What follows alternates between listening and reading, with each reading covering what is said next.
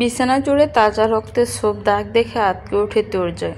রক্তের দাগ যেভাবে বিশ্রী ভঙ্গিতে লেপ্টে রয়েছে চাদরের সাথে, ঘটনার প্রবাহ জানতে আর বাকি থাকে না তার। হাতে থাকা ভারী ব্যাগ তপাস করে কখন যে মেঝেতে পড়ে গেল খেয়াল নেই। মাথার মধ্যে বন বন করে ঘুরছে বেশ কিছু অযাচিত দৃশ্য, বিশ্রী কল্পনা।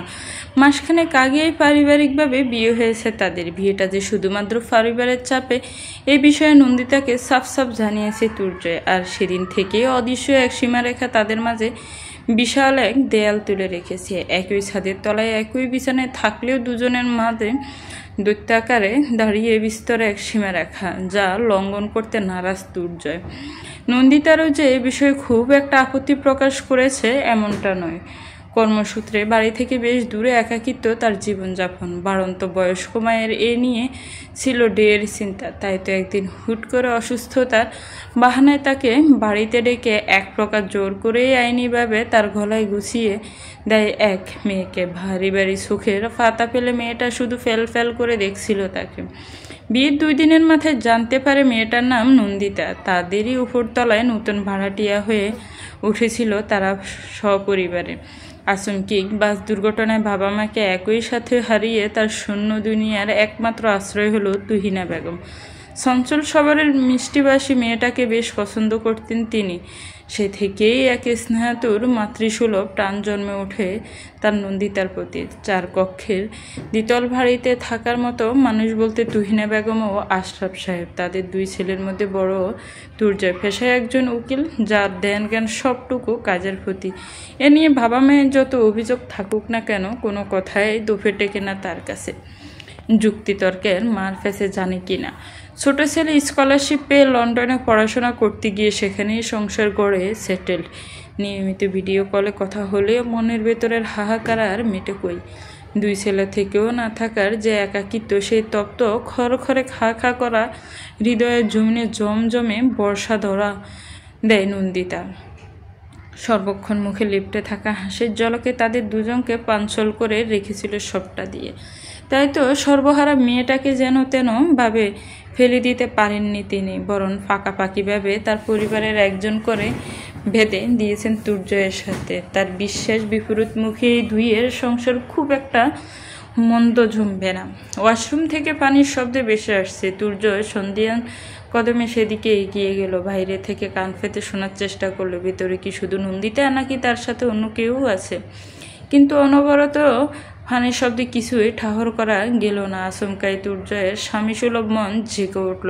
চারিদিকের কোনো কিছুই এলোমেলো নেই, তবুও কেন যেন মন তার কু ডাকলো। তবে কি তার এমন দূরত্বে নন্দিত অন্য কারোর সাথে? না, এসব ভাবতেই পুরুষালী মন তার শক্ত হয়ে উঠল। অদম্য এক রাগ জেদ চেপে ধরল শরীরে। অতঃপর ওয়াশরুমের দরজার সামনে ঠাই দাঁড়িয়ে অপেক্ষা করতে লাগলো নন্দিতা। ভেজা শরীরে এলোমেলোভাবে পেঁচানো শাড়ি, এই প্রথম নন্দিতা শাড়ি পরেছে আজ। দরজা খুলতে আচমকা সামনে দাঁড়ানো দুর্জয়কে দেখে বেশ খানিকটা চমকে ওঠে সে। তবে মনে মনে বেশ খুশি হয়। রোজ লেট করে বাড়ি ফেরা মানুষটা যদি কোনোদিন সময়ের আগে বাড়ি ফেরে, তবে ঘরের প্রতি কিংবা ঘরে থাকা মানুষের প্রতি তার খানিকটা টান তো জন্মেছে। এই টান যদি ধীরে ধীরে ভালোবাসায় রূপ নেয়, ক্ষতি কি? আয়নার সামনে দাঁড়িয়ে পরিপাটি করে শাড়ি পরার বৃথা চেষ্টা চালাতে চালাতে দুর্জয়কে উদ্দেশ্য করে নন্দিতা বলল, মিস্টার সাইলেন্সার, কি আজ বইয়ের কথা বেশি বেশি মনে পড়ছিল নাকি? নন্দিতার মুখে এই নাম শুনে বরাবরের মতোই বিরক্ত হলো দুর্জয়। তবুও মুখে কিছু প্রকাশ না করে আগের মতোই চুপ থাকলো সে। তাকে নিরুত্তর দেখে খুব বেশি অবাক হলো না নন্দিতা। এই গম্ভীর নিরুত্তর মানুষটার ব্যবহারে সে অভ্যস্ত। তাই নিজ উদ্যোগে আবারও বলে উঠল, ইস, ভাবলাম শাওয়ার থেকে বের হয়ে একটা ভিডিও বানাবো, কিন্তু আপনি যখন এসে গেছেন, আসুন তো একসাথে একটা ভিডিও বানাই, রাতারাতি ভাইরাল হয়ে যাব তাহলে। হ্যাশট্যাগ দেব mister silencer with non stop Nandita. Durjoy এক পলক ওপর থেকে নিচ অব্দি নন্দিতাকে দেখলো। কোমরের নিচ অব্দি নেমে শাড়ি, উন্মুক্ত ফিট সহ কোমর, আঁচলটা গোছানোর চেষ্টা করতে করতে ব্যর্থ হয়ে অবশেষে পিছিয়ে কাঁধে তুলে নেওয়া। যার জন্য উন্মুক্ত হালকা মেদযুক্ত ফেট। কুচিটাও কোনো রকম গুজে দিয়েছে মনে হয়। সদ্য গোসল থেকে বের হওয়ায় ভেজা লম্বা চুল থেকে টপ টপ করে গড়িয়ে পড়া পানিতে কোমরের কাছে সবটুকু ভিজে, শাড়ি ভিজে একাকার, পিঠে জমে বিন্দু বিন্দু জলকণা।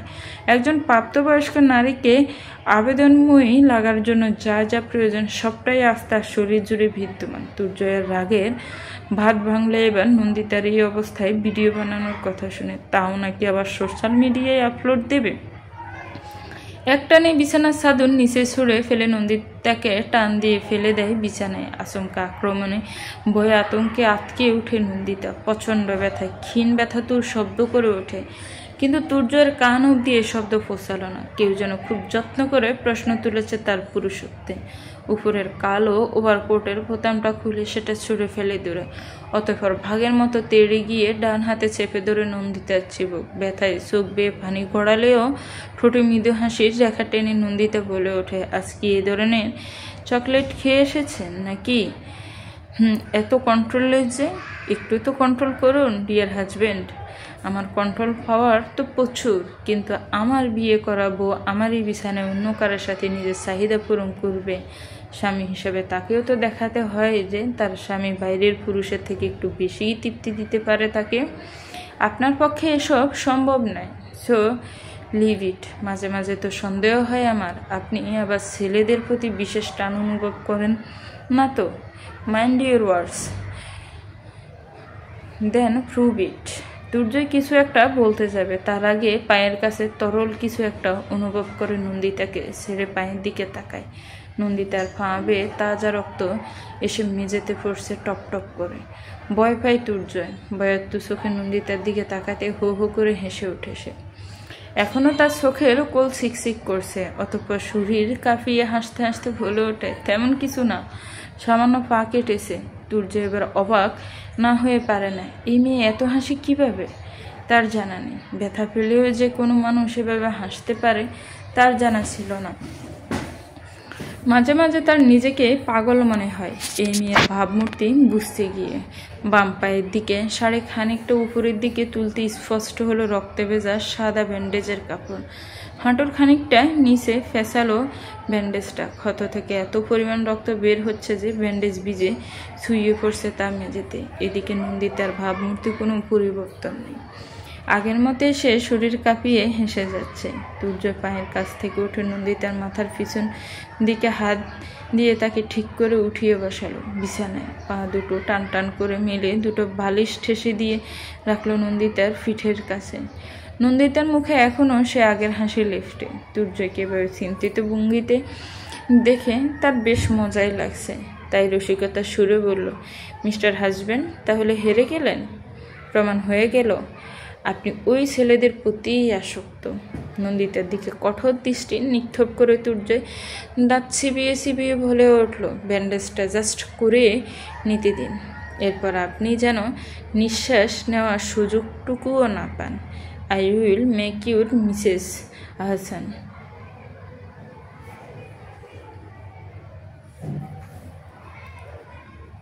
নন্দিতা শব্দ করে হেসে ফেলে দুর্জয়ের কথা শুনে। হাসতে হাসতেই বলে, ডিয়ার হাজব্যান্ড, সব কাজ করার জন্য না, এসব বউফ্রীতি আপনাকে দিয়ে হবে না। আপনি মরণ মেল কলিগদের সাথে ঘেঁষাঘেঁষি এনজয় করুন, ইট সুটস ইউ। নন্দিতার প্রতিটা হাসির শব্দ যেন তীব্র অপমানের তীরের মতো বিচ্ছে দুর্জয়ের বুকে। তবুও কিঞ্চিত তু শব্দটুকু করল না সে, বরং বেশ সাবধানী হাতের রক্তে ভেজা ব্যান্ডেজটা খুলে ফেলার কাজে ব্যস্ত হয়ে পড়ল। আড়াআড়িভাবে বেশ গভীর একটা ক্ষত হয়েছে বাম পায়ে। হাঁটুর খানিকটা নিচে হওয়াটা ক্ষতটা আলতো হাতে পরিষ্কার করে দেয় দুর্জয়। অতঃপর ওষুধ লাগিয়ে নতুন একটা গজ কাপড় পেঁচিয়ে দেয়। পুরোটা সময় নন্দিতা ব্যস্ত তার ফোন নিয়ে। দুর্জয় ব্যান্ডেজ করার মাঝে আর চোখে বেশ কয়েকবার খেয়াল করেছে নন্দিতার দিকে।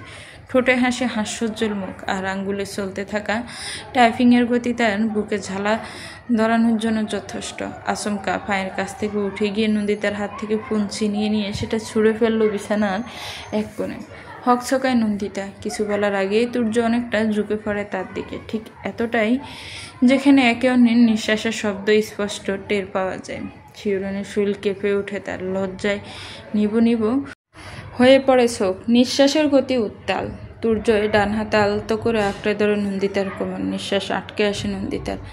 মুখ অল্প হা করে থেমে থেমে নিঃশ্বাস টেনে নেয় সে নিজের ভেতর। ডান হাতে আঁকড়ে ধরে দুর্জয়ের কাঁধ। হাতের মুঠোই স্পৃষ্ট হয় তার শরীরে লেপ্টে থাকা ধবধবে সাদা। দুর্জয় একটানে বসা থেকে শুইয়ে দেয় তাকে বিছানায়। বাম হাতে গিয়ে মাথার পিছনের বালিশগুলো ঠিক করতে করতে মৃদু কণ্ঠে বলে, আই এম সরি। দুর্জয়কে একইভাবে আঁকড়ে ধরে নন্দিতা ঠোঁট উল্টে বাচ্চা সুলভ কণ্ঠে বলে উঠল, তার মানে সত্যি সত্যি আপনি ছেলেদের প্রতি? দুর্জয়ের আর ধৈর্য রইল না বাকিটুকু শোনা। তার আগেই চট করে সরে এলো সে নন্দিতার থেকে। ড্রেসিং টেবিলের সামনে দাঁড়িয়ে হাতের ঘড়িটা খুলতে খুলতে বলে উঠল, সরিটা আপনাকে হার্ট করার জন্য ছিল। নন্দিতা পলকহীন দৃষ্টিতে তাকালো কিয়ৎক্ষণ দুর্জয়ের দিকে। অতঃপর আগের মতোই মুখে হাসি রেখা টেনে বলল, হার্ট তো দুইভাবে করেছেন। কোনটার জন্য সরি? টি শার্টের বোতাম খুলতে খুলতে দুর্জয় ব্রু কুঁচকে তাকালো নন্দিতার দিকে, যেন তার কথার আগামাথা কিছুই বোঝেনি। নন্দিতাও ব্যাপারটা নিয়ে আর খুব বেশি গভীরে না গিয়ে প্রসঙ্গ পাল্টে বলে উঠল, বলেছিলাম না সবাই সব কিছু পারে না। আপনাকে দিয়ে রোমান্স পসিবল না মিস্টার সাইলেন্সার, মেনে নিন। Just grow up. আপনি যখন দুধের শিশু, আমি তখন রোমান্সের প্র্যাকটিক্যাল ম্যাচ খেলে ফেলেছি। So don't challenge me, never ever. Nandita এবার আর না হেসে পারে না, শব্দ করে হেসে ওঠে সে। দুর্জয় সেদিকে এক পলক তাকিয়ে রাগী কণ্ঠে বলে ওঠে, মিসেস আহসান, শান্ত আছি পছন্দ হচ্ছে না। আমার ওয়াইল্ড রূপ দেখার মতো কোয়ালিটিফুল আপনি না, ট্রাস্ট মি। একটু ইন্টারেস্ট আসে না। চরমে অপমানে বুধ হয়েও নন্দিতা হাসলো কেবল। হাসতে হাসতে গজ ছেড়ে বেরিয়ে পড়ল কিচেনের উদ্দেশ্যে। দুর্জয় ঘাড় ঘুরিয়ে তাকিয়ে থাকলো নন্দিতার দিকে। কতক্ষণ পর্যন্ত তাকে দেখা যায় ততক্ষণে তাকিয়ে থাকলো। অতঃপর চোখের আড়াল হতে দুহাতে ভর দিয়ে দাঁড়ালো আয়নার সামনে। বড্ড অস্থির হয়ে ওঠা মনটাকে শান্ত করলো কিছুক্ষণ, সময় নেই। এরপর গায়ের শার্টটা ছুঁড়ে ফেলে ঢুকে পড়লো ওয়াশরুমে। খাবারগুলো গরম করে ডাইনিং টেবিলে সব কিছু গুছিয়ে রাখলো নন্দিতা। এরপর ঢুকে পড়লো পাশের স্টাডি রুমে। কিছুক্ষণ আগের হাসি খুশি উজ্জ্বল ভাবমূর্তির চেহারার বদলে তার মুখে এখন ভর করেছে ফিকে হাসি, তোলপাড় করা এক বিষাদের ঘন কালো ছায়া। কাপা হাতে ডয়ার থেকে একটা ফটো ফ্রেম বের করে সেদিকে ঠায় তাকিয়ে থাকলো সে। অতঃপর মলিন কণ্ঠে বলল, আমাকে হাসতে শেখালে, কষ্ট গিলতে শেখালে, অথচ কষ্ট গিলে হাসতে কিভাবে হয় শেখালে না। আমাকে পারফেক্ট হওয়া শেখালে না। শেখালে না কিভাবে পুরুষ মানুষের মন পেতে হয়। গোটা জীবনটা শুধু হাসতেই শেখালে। হাসি নাকি সব রোগের ওষুধ। ওই ওষুধ তবে আমার হতাশার মলম কেন হলো না? তুমি কি তবে মিথ্যে বলেছিলে মা? সবার শেষ ওয়াশরুম থেকে বের হয়েছে দুর্জয়। চোখ ঘুরিয়ে এদিক সেদিক খোঁজ চালালো কারোর, কিন্তু ঘরের কোথাও সে নেই। খানিকটা চিন্তিত ভঙ্গিতে কিচেনে উকি দিয়েও যখন নন্দিতাকে পেল না, আরও খানিকটা উকি দিল স্টাডি রুমের দিকে। দরজার নিচ থেকে ভেসে আসা সাদা আলোতে নিশ্চিত হলো নন্দিতা সেখানেই আছে। তাই ঘরে ঢুকে আলমারি থেকে নিজের কাপড় বের করার সাথে সাথে নতুন একটা বেডশিট বের করে ফেললো সে। অতঃপর বিছানা গুছিয়ে আয়েসি ভঙ্গিতে ফিটেলিয়ে দিতেই তার চোখ পড়ল পাশে রাখা নন্দিতার ফোনটার দিকে। তৎক্ষণাৎ পেশাগত ওকালতি ভাব জেগে উঠল তার মাঝে। দরজার দিকে এক পলক নজর বুলিয়ে ফোনটা হাতে নিতেই যা দেখলো তাতে তার রাগের পরিমাণ আকাশচুম্বী। নন্দিতার পা কোলে উঠিয়ে ব্যান্ডেজ করা অবস্থায় তার একটা ছবি তুলেছে নন্দিতা। এরপর সেটাকে ফেসবুকে পোস্ট করে ক্যাপশন দিয়েছে, জামাই হলে এমন হওয়া উচিত, না হলে না হোক, ভুলটা আমি করলেও সে পা ধরে বসে থাকে এভাবে। রাগে চিৎকার করে নন্দিতার নাম ধরে ডেকে উঠে দুর্জয়। স্টাডি টেবিলের ফুলদানির ফুলগুলো চেঞ্জ করছিল নন্দিতা। আচমকা এমন ডাকে ভয় পেয়ে ফুলদানি হাতেই তড়িঘড়ি দৌড় দেয় সে ঘরের দিকে। ঘরে ঢুকে বলে ওঠে, আপনার দিকে, আপনার পিছে কি ভাগ পড়েছে নাকি? সামনে গুহা গন্ডার, ওই রাতের বেলা এইভাবে চিল্লাচ্ছেন কেন? উকিল মানুষ কি ম্যানার্সও খেয়ে ফেলেছেন ভাতের সাথে মিশিয়ে? দুর্জয় দাঁতে দাঁত চেপে হাতের ফোনটা আছাড় দিতে গিয়েও থেমে যায়। ঠোঁট দুটো গোল করে বেশ জোরে নিঃশ্বাস ছেড়ে ফোনটা আলতো করে ছুড়ে দেয় বিছানায়। এরপর বেশ তেড়ে এগিয়ে আসে নন্দিতার দিকে। এতক্ষণে বিপদের আশঙ্কা বেশ আঁচ করতে পেরেছে নন্দিতা। এখন যদি এই লোকটা তার ওই জাতার মতো শরীর দিয়ে তাকে চেপে মেরেও ফেলে। খুব বেশি অবাক হবে না সে। নিজেকে বাঁচাতে তাৎক্ষণিক প্রতিক্রিয়া হিসেবে 2 হাত দিয়ে নিজেকে আড়াল করতে গিয়ে অতর্কিতে হাতে থাকা ফুলদানিটা ছেড়ে যায় তার হাত থেকে। নন্দিতা চোখ বড় করে তাকায় হাত পুষ্কে যাওয়া ফুলদানিটার দিকে। এরপর 2 হাতের তালু দিয়ে মুখ চেপে ধরে মৃদু চিৎকার করে বলে ওঠে, আমি কিছু করিনি, আমি নির্দোষ, একদম ইনোসেন্ট। ভারী ফুলদানিটা আচমকা এসে আঘাত করে তুর্জয়ের মাথার ডান পাশে। এরপর নিচে পড়ে ভেঙে যায় ছোট বড় বেশ কয়েকটা খণ্ডে। আচানক আক্রমণের প্রচণ্ড ব্যথায় টালমাতাল হয়ে মেঝেতে পড়ে যায় তুর্জয়। মেঝেতে এলোমেলোভাবে পড়ে থাকা ফুলদানির বেশ কয়েকটা ভাঙা টুকরো বেপরোয়াভাবে ঢুকে যায় তার পিঠে। ব্যথায় কুকিয়ে উঠে রাগী দৃষ্টিতে তাকায় সে নন্দিতার দিকে। নন্দিতা ততক্ষণে প্রাণ হাতে নিয়ে ঠায় দাঁড়িয়ে আছে সেখানে। তুর্জয়ের কাছে এগিয়ে যাওয়ার সাহস হচ্ছে না কোনো মতে। বিদায় তাকে না তুলে আছাড় দেয় ওই ভাঙা টুকরোগুলোর উপর। কপাল কেটে বেশ অনেকটা রক্ত বের হচ্ছে সেখান থেকে। নন্দিতা আর বেশি কিছু না ভেবে বিছানায় ফেলে রাখা তুর্যের সাদা শার্ট টেনে চেপে ধরে ক্ষতস্থানে। এবার তুর্যের সত্যি মন চাইছে এই মেয়েকে তুলে আছাড় দিতে, তার শখের শার্টটাই ফেলে ওইভাবে নষ্ট করার জন্য। পরিস্থিতি বিবেচনা করে আর বেশি কিছু না বলে ক্ষীণ কণ্ঠে দাঁড়কিড়মিড় করে বলল, আপনাকে আমি দেখে নেব, সুস্থ হয়ে বাড়িতে ফিরতে দিন শুধু, তাহলে আপনাকে আর ফিরতে হবে না। একমাত্র বউয়ের কথা শুনে হাসবে নাকি কাঁদবে তার বিবেচনা না করে তুর্জয় আচমকা নন্দিতার শাড়ির আঁচল টেনে সেটা চেপে ধরল ক্ষতস্থানে। নন্দিতা আলতো চিৎকার দিয়ে বেশ কিছুক্ষণ দস্তাদস্তি করে ছাড়িয়ে নিল শাড়িটা। অতপর খানিকটা দূরে সরে গিয়ে হাঁপাতে হাঁপাতে বলল, কি যুগ এলো রে বাবা, প্রাচীন যুগের দ্রৌপদীর মতো কলিযুগেও নন্দিতার বস্ত্রহরণ করছে তার স্বামী। ছি ছি, আর একটা বাজে কথা না বলে চেঞ্জ করে আসুন, হসপিটালে যেতে হবে আমাদের। তুর্যের অবস্থা বুঝে নিজেও আর কথা বাড়ালো না নন্দিতা, বরং চটজলতি একটা চুড়িদার নিয়ে চলে গেল ওয়াশরুমে চেঞ্জ করতে। এই ফাঁকে মাথায় হাত চেপে ধরে কোনো রকমে নিজের ফোনটা হাতে নাগিয়ে আনলো তুর্জয়। অতঃপর অ্যাসিস্ট্যান্ট আনসারকে ফোন করে মৃদু কণ্ঠে বলল,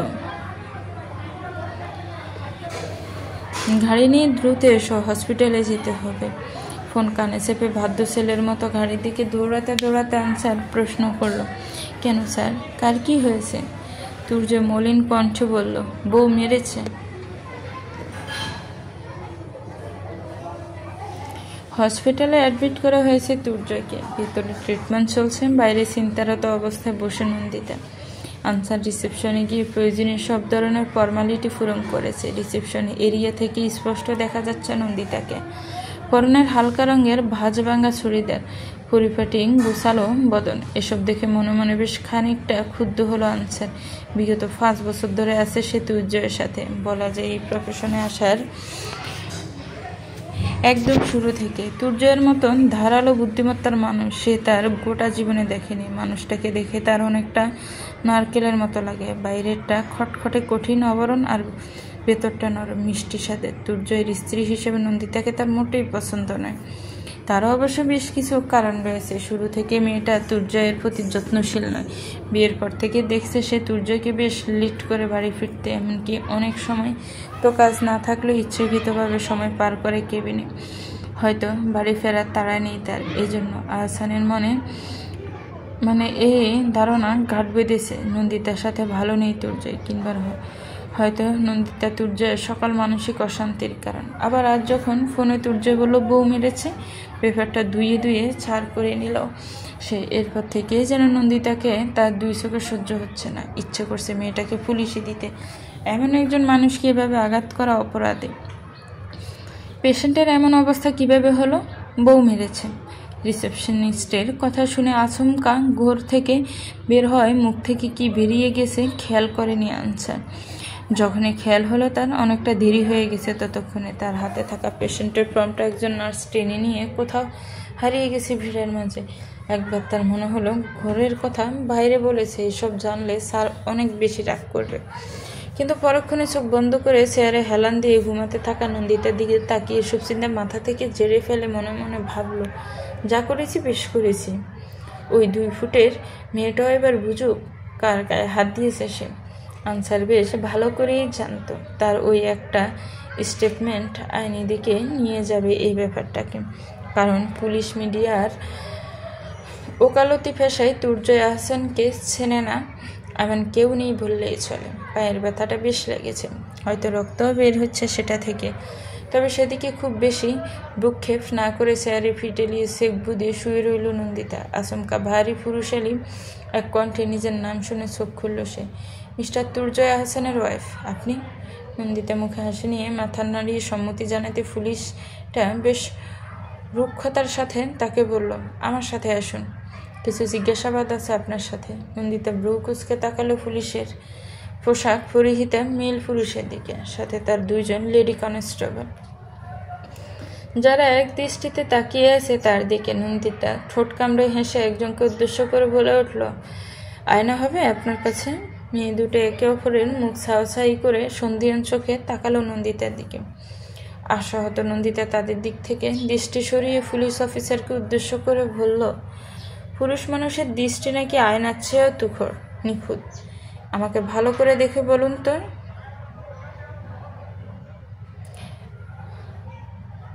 M I looking too much gorgeous? আপনি কি আমার সাথে মশকরা করছেন মিসেস আহসান? একদমই না। আপনার সাথে করে নিয়ে আসা লেডি কনস্টেবলগুলো আমাকে যেভাবে দেখছে মনে হয় হসপিটালে বিয়ে বাড়ির উদ্ভট সাজে উপস্থিত হয়েছি আমি। কথাটা শেষ করে ঠোঁট বাঁকিয়ে হাসল নন্দিতা। ইয়াং ইন্সপেক্টর আলোক তালুকদার যে বেশ বিরক্ত হলেন তার এমন রসিকতায় তা তার চোখে মুখে স্পষ্ট। নন্দিতা তাই আর কথা বাড়ালো সমীচীন বলে মনে করল না। হসপিটালের একটা কেবিনের মুখোমুখি বসে আছে ইন্সপেক্টর আলোক ও নন্দিতা। পায়ের ব্যথাটা এতক্ষণে বেশ জমকালোভাবে ধরা দিয়েছে, পুরো শরীরটায় টনটন করে উঠছে যেন সেই ব্যথা জেদ দূরে। তবুও তার মুখে হাসির অভাব নেই, দাঁতে দাঁত চেপে ব্যথা সহ্য করে একদম স্বাভাবিক ভঙ্গিমায় বসে আছে ইন্সপেক্টর আলোকের সামনে। তাদের থেকে খানিকটা দূরে মাথা নিচু করে দাঁড়িয়ে, আনসার, আপনার স্বামীকে খুন করার চেষ্টা করেছেন আপনি? ইন্সপেক্টর আলোকের এমন কথা শুনে চোখ বড় বড় হয়ে যায় নন্দিতা। অবাকের সপ্তম পর্যায় থেকে যেন দপ করে মাটিতে পড়ল সে। সামান্য একটা অ্যাক্সিডেন্টকে পুলিশ এভাবে মার্ডারের নাম দেয় কীভাবে? তার এই ছোটো মাথার চিন্তার বহরে তা আসে না। তাই বিস্মিত কণ্ঠে বলল, না তো, আমি সামান্য পিঁপড়েকেও খুন করি না কখনো। আর আমার ওই জাদরেল ভরকে খুন করবে কিভাবে? তাহলে কি পা দিয়ে ধাক্কা দিয়ে ফেলে দিয়েছেন? সিসি, স্বামীর গায়ে পা দিতে নেই জানেন না? তাহলে ওনার এই অবস্থা হলো কি করে? একেবারে ইনজিউর্ড হয়ে হসপিটালের বেডে। আর আমি স্পষ্ট দেখেছি আপনাকে খুঁড়িয়ে হাঁটতে। এখানেই তো ধুয়ে ধুয়ে ছাড় হয়ে যায়। দেখুন, পুলিশের কাছে সত্যি সত্যি সবটা স্বীকার করুন, না হলে টর্চার সেলে নিয়ে যেতে গেলে আপনি সুস্থ পায়ে ফিরতে পারবেন না আর কখনো। নন্দিতা এবার যেন খানিকটা জড়সড় হয়ে গেল, কিন্তু চেহারার ভাগভঙ্গিতে এমন কিছু প্রকাশ না করে উল্টো আরও খানিকটা জোর গলায় বলল, এসব কথা আমাকে জিজ্ঞাসা করছেন কেন? যা জিজ্ঞাসা করার ওই ফুলদানিটাকে করুন। আমি মারতে চাইনি, কিন্তু ফুলদানিটা আমার হাতে ছিল আর অ্যাক্সিডেন্টলি ওটা দিয়ে আঘাত পান উনি। তবে ওই সাইলেন্সার বেটাকে আছাড় দিতে মন যে আমার চায় না এমনটা না, কিন্তু সম্ভব নয় দেখে রাগ গিলে খেয়ে ফেলি। বেটা আছাড় না খেয়ে আমার শখের ফুলদানিটা আছাড় খেলো আজ। ফুলদানি আছাড় দিলে মিস্টার আহসানের এই অবস্থা হলো কিভাবে? Are you kidding with me? এতদিন তো জানতাম আমি একাই বেশি বকবক করি, কিন্তু এখন তো দেখছি আপনি আমার চেয়েও বেশি বাঁচান। শোনেন, কম চিল্লান বেশি। পড়াশোনা করে পুলিশ হয়েছেন তো নাকি এক্সামের সময় ওয়াশরুমে রাখা বই থেকে টুকে টুকে? চোখে মুখে গম্ভীর্য ভরপুর একজন পুলিশ অফিসার মিস্টার আলোক তালুকদার। তার চেয়ে বয়সে ঢের কম সামান্য একজন মেয়ের কাছে থেকেও এমন ধরনের কথা শুনে ভীরু তীর তীর করে রাগের পরিমাণ বাড়ল তার। হাতে থাকা লাঠিটা টেবিলের উপর জোর আঘাত করে ফুঁসে ওঠা কণ্ঠে নন্দিতাকে উদ্দেশ্য করে বলে ওঠে, একদম পাজলামি করার চেষ্টা করবেন না আমার সাথে। নন্দিতার ছোট কলিজাটা ভয়ে কেঁপে উঠল কানের কাছে এমন জোরালো শব্দে। ভীতু কণ্ঠে বলে ওঠে, এই লাঠিটা কি আমার মতো নিরপরাধ মানুষ পেটানোর জন্য দেওয়া হয়েছে আপনাকে? এটা দিয়ে চোর পেটায়, ডাকাত পেটায়, বাচ্চা পেটায় না। আমাকে দেখে কি আপনার চোর ডাকাত মনে হয়? সঠিক জিনিস সঠিক জায়গায় ব্যবহার করতে না পারলে হাতে রাখার দরকার নেই। আলোক তালুকদার ক্রূর হেসে ঠেস দিয়ে বসলেন সামনে রাখা টেবিলের ওপর। অতঃপর বেশ শান্ত ভঙ্গিতে বললেন, আজ আসছি, আমাদের আবার দেখা হবে মিসেস হাসান, আর সেদিন আপনি জল ছাড়া মাছের মতো চটপট করবেন। আই সোয়ার সেই দিন কখনো আসবে না মিস্টার তালুকদার। আই থিঙ্ক আপনি ভুল কেস নিয়ে ইনভেস্টিগেশনে নেমেছেন। এটা অবুঝ বউয়ের ছোটোখাটো আদরের ফল, নাথিং এলস।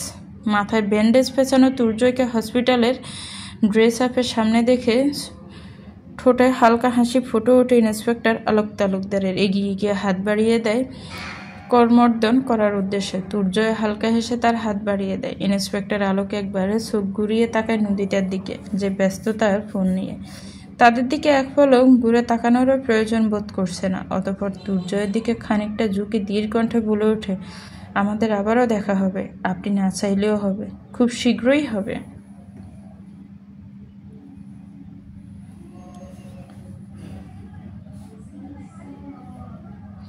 এসবের মধ্যে পুলিশ এলো কেন?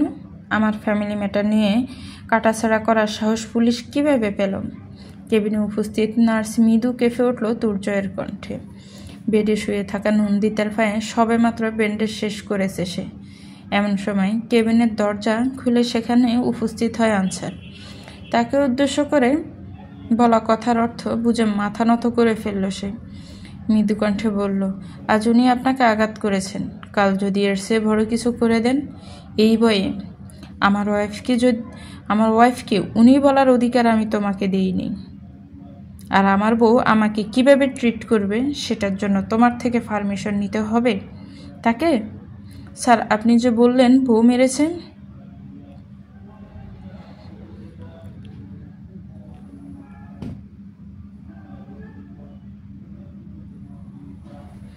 আনসারের কথা শুনে রাগী চোখে তার চোখে তাকাতেই আচমকা গোর কাপির শব্দ করে হেসে ওঠে নন্দিতা।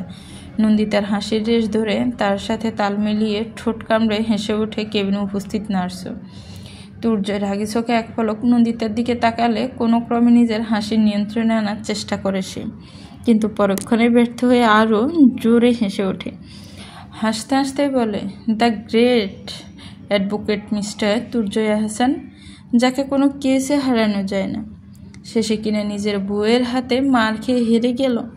কোনো ক্রমে কথাটুকু শেষ করে আবারও আগের ভঙ্গিতে হাসতে শুরু করলো নন্দিতা। তুর্যয় ফিরে তাকালো না সেদিকে।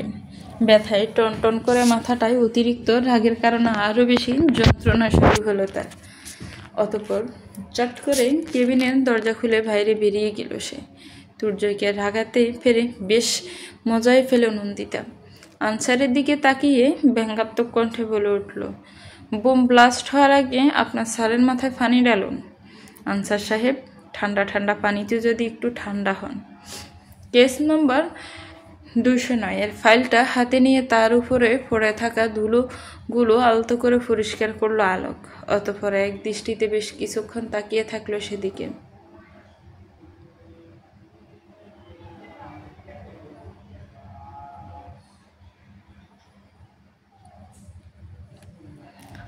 আর মনে মনে আওড়ালো, শেষ থেকে শুরুর গল্পটা এবার আমি লিখব, আর পুতুল খেলার মতো করে রশি ধরে নাচাবো তোমাকে। সেবার আমার গেছিল, এবার তোমার যাবে, সব যাবে, সবটুকু। সকালের সোনালি রোদের প্রথম ছটা আড়াআড়িভাবে এসে পড়েছে তুর্যয়ের মুখের ওপর। ব্যথার কারণে উপর হয়েই শুয়ে থাকতে হয়েছে তাকে গোটা রাত। ওষুধের কারণে অবশ্য ঘুমাতে খুব একটা বেগ পেতে হয়নি তাকে, কিন্তু শেষ রাতের দিক থেকে ওষুধের প্রতিক্রিয়া ধীরে ধীরে শেষ হতে শুরু করেছে, আর পুরো শরীর জুড়ে অসহ্য রকমের এক ব্যথা টের পাচ্ছে সে। তবুও ঘুমের রেশ কাটেনি পুরোপুরিভাবে। নন্দিতা আলগোছে নিজের ফিট দিয়ে আড়াল করলো তুর্যয়ের মুখে পড়া আলোটুকু। অতঃপর আলতো হেসে তাকালো তার দিকে, যার ঘুমন্ত অবয়বটুকুর প্রেমে পড়ে সে রোজ।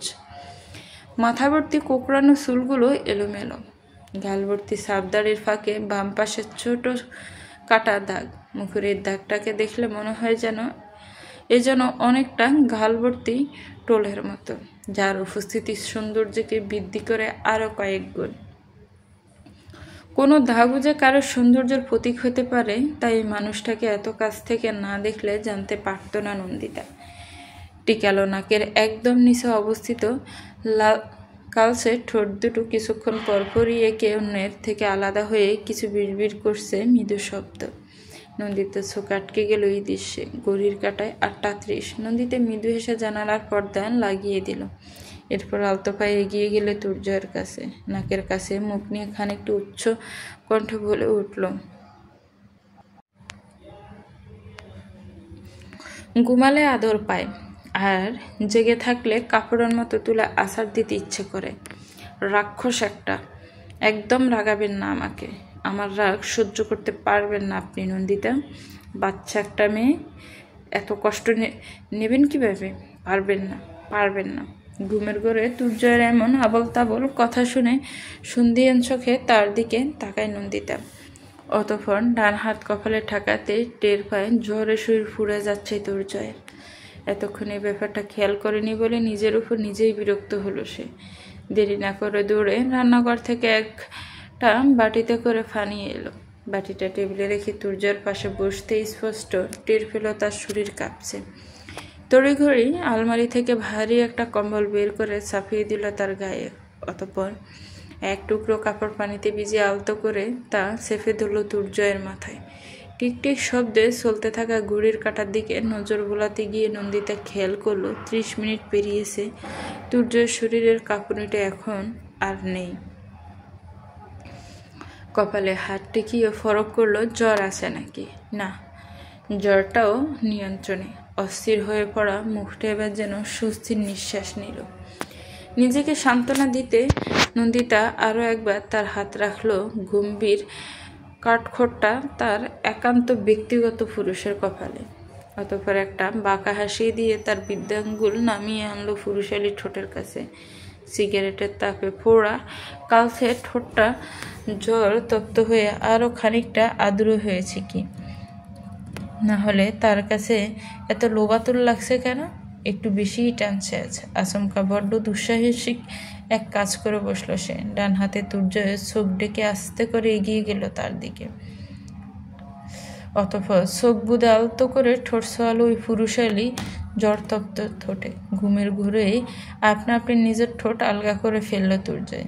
যা দেখে ঠোঁট কামড়ে হাসল নন্দিতা। অতঃপর তার কানের কাছে গিয়ে ফিসফিস করে বলল, জীবনের প্রথম টাটকা চুমোটা আমি এই নিষ্পাপ আদুরে মানুষটাকে উৎসর্গ করলাম। আপনি বাসি চুমু পাবেন ডিয়ার হাজব্যান্ড। এটা আপনার শাস্তি। বিয়ে করা বউকে সবসময় নিজের থেকে দূরে দূরে রাখার শাস্তি। আমার প্রথম ভালোবাসা, প্রথম চুমুতে আপনার কোনো অধিকার রইল না, আর সব হারালেন।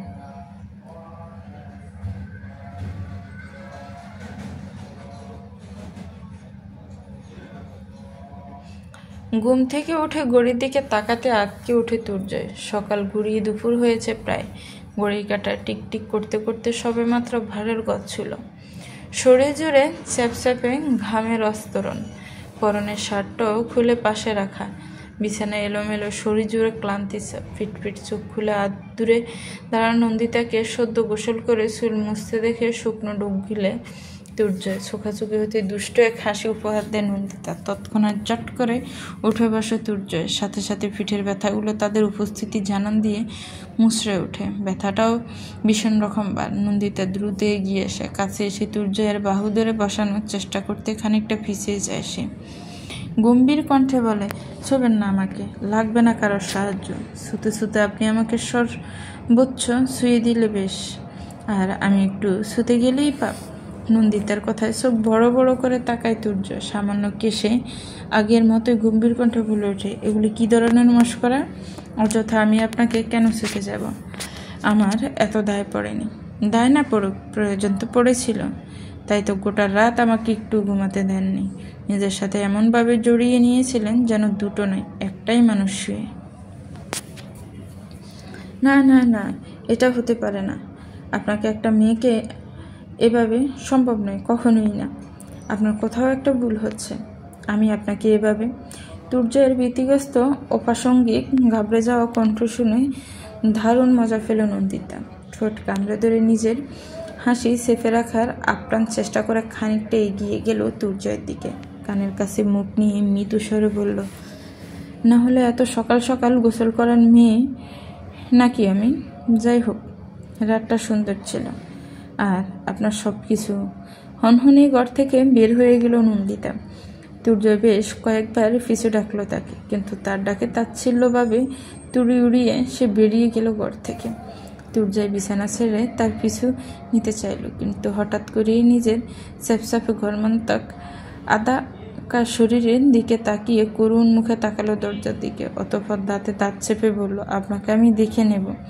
আমার হুঁশে না থাকার সুযোগ নিয়ে এভাবে পাকাপাকিভাবে নিজের আস্তানা গেড়ে বসবেন, আমি সেটা কখনোই হেতে দেব না।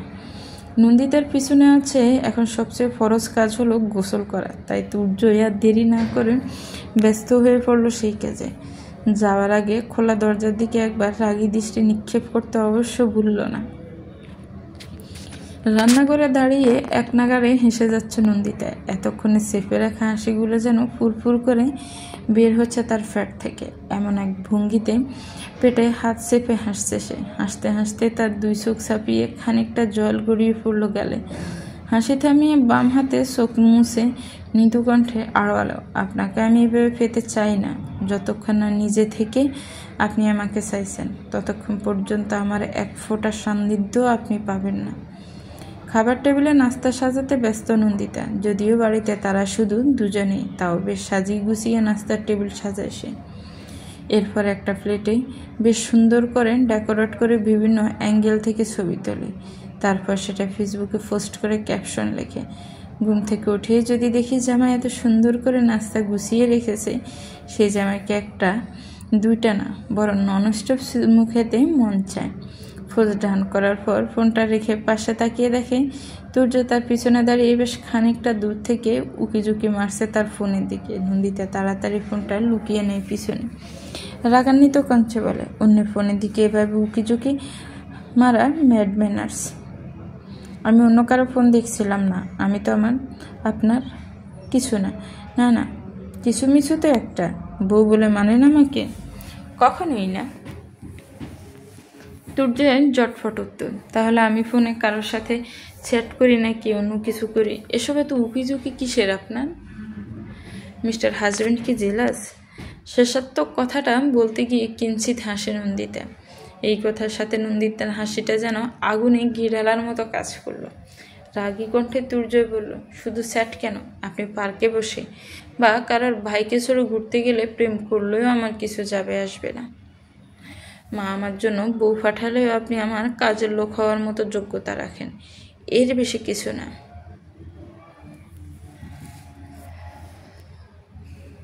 নন্দিতা খিলখিলিয়ে হেসে ওঠে তুর্যয়ের কথার পিঠে। হাসতে হাসতেই বলে, যাক, নিজের তবে স্বীকার করলেন আমি কাজের লোক। কিছু কাজে কামে আসি তাহলে লোকের। আপনার মতো দিনরাত শুধু খাই না বসে বসে। আমি বসে বসে খাই? তুর্যয়ের কণ্ঠে রাগ স্পষ্ট। নো ডাউট, খাবার না পেলে মাঝে মাঝে আমার মাথাটাও খান চিবিয়ে চিবিয়ে। কে কার মাথা কতটুকু খায় সেটা তো দেখাই যাচ্ছে। এখন খাওয়া খেয়েছেন, যে কাজ কাম ফেলে আমাকে ব্যান্ডেজ লাগিয়ে ঘরে বই থাকতে হচ্ছে। সহ্য। কাল রাতে যে কতবার আপনি আমার ঠোঁটগুলো খেলেন, আরও কত কিছু যে। স্টপ। তুর্যের মৃদু চিৎকারে ঠোঁটে আঙ্গুল দিয়ে চুপ করে যায় নন্দিতা। তুর্য এক পলক সেদিকে তাকিয়ে চেয়ার টেনে ব্যস্ত হয়ে পড়ে খাবার খেতে। আচমকা ঠোঁটে আঙ্গুল চেপে ধরা অবস্থায় শব্দ করে হেসে ওঠে নন্দিতা। হাসতে হাসতে বসে পড়ে সে পাশের চেয়ারে। তুর্যয় চোখ ঘুরিয়ে জিজ্ঞাসা দৃষ্টিতে সেদিকে তাকিয়ে থাকে। অতঃপর হাসতে হাসতে কোনো ক্রমে নন্দিতা বলে, আপনাকে দেখে মনে হচ্ছে খাবার নয়, আমাকে চিবিয়ে চিবিয়ে খাচ্ছেন। বেচারা দাঁতগুলো। নন্দিতার বেপরোয়া হাসিতে রীতিমতো বিরক্ত তুর্যয়। রাগী কণ্ঠে বলে ওঠে, কথায় কথায় পাগলের মতো হাসতেই পারবে শুধু, ওটুকু হবে শুধু তোমার দ্বারাই। কি দেখে যে এই শোফিসটা মা আমার গলায় ঝোলালো, বিরক্তিকর। রাগের মাথায় তুর্যয়ের তুমি ডাক ঠোঁটে মৃদু হাসি টেনে আনলো নন্দিতা। খাম খেয়েলেই মনে হাসতে হাসতে নাস্তার প্লেট টেনে নিল এসে নিজের দিকে। তুর্য হতবাক। এমন কথার পিঠেও যে কেউ ঠোঁটে লিয়ে হাসতে পারে তার জানা ছিল না। মাঝে মাঝে তার ইচ্ছে করে মেয়েটার কাছে গিয়ে সামনে থেকে ছুঁড়ে দেখতে।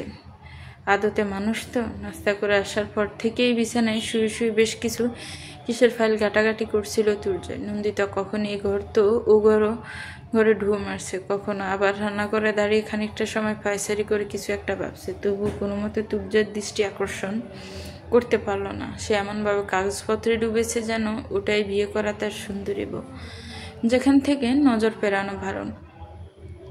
বিরক্তিতে তপ্ত শ্বাস পেলে দুবদা ফা ফেলে এবার ঘরে ঢুকলো নন্দিতা। তাও তুর্যকে তার দিকে ফিরে তাকাতে না দেখে কানে ফোন চেপে ধরে বেসুরো কণ্ঠে গাইতে শুরু করলো, তুমিই আমার জীবন, আমার অন্য কোথাও যাওয়া ভারণ। ওগো প্রেমিক, তোমার ঠোঁটের চুমো আমি আর কত খামো। এবার শুধু কাছে আসো, একটু ভালোবাসো। তোমার আদরে লাগে শিখি আমার আম্মু ডাক বাকি। তুর্যয় ভ্রু কুচকে সামনে তাকায়। নন্দিতা পুরো ঘরে টহল দিতে দিতে তার সামনে দিয়ে চলে গেল ব্যালকনিতে। ফাইলটা সাইডে রেখে তুর্যয় বিছানা ছেড়ে উঠল। এরপর সোজা চলে গেল ব্যালকনিতে। তুর্যয়কে এগিয়ে আসতে দেখেও নন্দিতা আগের মতোই রসিয়ে রসিয়ে গান গাওয়ার কাজ জারি রাখলো। এদিক থেকে তুর্য কোনো দিকে না তাকিয়ে নন্দিতার হাত ধরে টানতে টানতে তাকে ঘরের মধ্যে আনলো। অতঃপর জট করে হাত রাখলো তার টি শার্টের প্রথম বোতামে। চলবে তো ভিউয়ার্স, গল্পটার এই পর্ব কেমন হয়েছে একটি কমেন্ট করে জানাবেন। গল্পটার বাকি পর্ব দিব কিনা তাও কমেন্ট করে জানাবেন। গল্পটা ভালো লাগলে একটি লাইক করবেন, গল্পটাকে শেয়ার করবেন, আর আমার চ্যানেলটাকে প্লিজ সাবস্ক্রাইব করবেন। যারা অলরেডি সাবস্ক্রাইব করে রেখেছেন তাদেরকে অনেক অনেক ধন্যবাদ।